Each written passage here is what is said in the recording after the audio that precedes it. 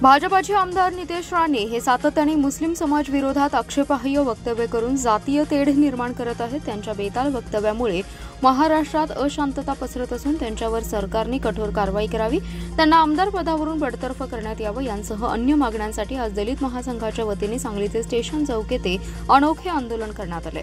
हातात जिवंत कोंबडा घेऊन आमदार राणे यांच्या विरोधात जोरदार घोषणाबाजी करण्यात येत होती। यावेळी पोलिसांनी हस्तक्षेप करून कोंबड्या काढून घेण्याचा प्रयत्न केला। यावेळी आंदोलक आणि पोलिसांमध्ये जोरदार झटापट झाली।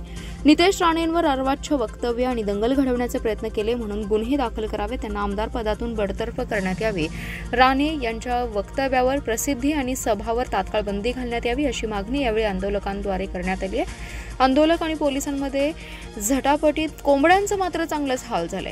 या आंदोलनात राज्य अध्यक्ष टिपू पटवेगार, सनाउल्ला बावचकर, वनिता कांबळे, विजय घाडगे, तात्यासाहेब देवकुळे, राजू संधी, प्रशांत केदार, बंडा मोरे, महेश देवकुळे, सचिन मोरे, महावीर चंदन शिवे, सागर कांबळे, अनिल गायकवाड यांच्यासह कार्यकर्ते सहभागी झाले होते।